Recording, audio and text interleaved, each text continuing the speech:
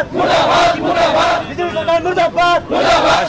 আপোনালোকে গম পাইছে যে আজি আমি কেন্দ্ৰীয় ABMCৰ নিৰ্দেশ মৰ্মে প্ৰত্যেকখন জিলাই আমি ABMCৰ নেতৃত্বত আজি বিক্ষোভ এই কাৰ্যসূচী গ্ৰহণ কৰিছোঁ।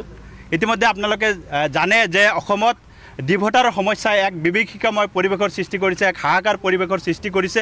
তেনে সময়ত আমি গম পাইছোঁ যে SP বৰ্ডাৰ ব্ৰাঞ্চে কোনো ধৰণৰ সৰজমিন তদন্ত নকৰাকৈ, কোনো ধৰণৰ গাঁৱত নোযোৱাকৈ নিজৰ OC ৰুমত বহি পেলাই কেৱল মাত্ৰ ধৰ্মীয় অধ্যুষিত অঞ্চলত সংখ্যালঘু মুছলমানসকলক জানি বুজি বাছি তেখেতসকলে ডিভোটাৰৰ জাননী প্ৰেৰণ কৰিছে।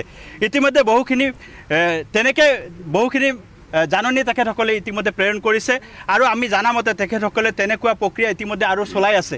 গতিকে আমি চিৰাং জিলা ABMCৰ পৰা আমি দাবী জনাইছোঁ যে এই প্ৰক্ৰিয়া অতি সোনকালে বন্ধ হ'ব লাগে, অন্যথায় কিন্তু ABMC কেতিয়া হাত হাৱতি বহি নাথাকে।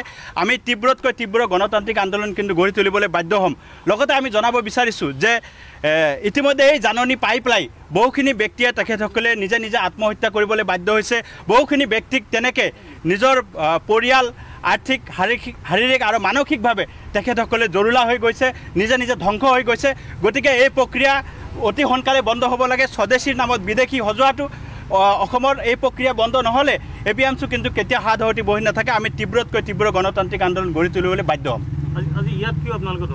আজি আমি আমি একচুৱেলি এই কাৰণে ধন্যবাদ দিবলগীয়া হৈছে যে আমি যোৱাকালি আমাৰ পাৰ্মিশ্যনৰ কাৰণে, আমি গণতান্ত্ৰিকভাৱে প্ৰতিবাদ কৰাৰ কাৰণে আমি পাৰ্মিশ্যনৰ কাৰণে আমি এপ্লাই কৰিছিলোঁ, কিন্তু জিলা প্ৰশাসনৰ ফালৰ পৰা আমাক পাৰ্মিশ্যন দিয়া হোৱা নাই, যাৰ ফলত আজি আমি তেনেকৈ প্ৰতিবাদ কৰিবলগীয়া হৈছে। গতিকে আমি ধিক্কাৰ জনাইছোঁ জিলা প্ৰশাসনক, আৰক্ষী প্ৰশাসনক আমি ধিক্কাৰ জনাইছোঁ।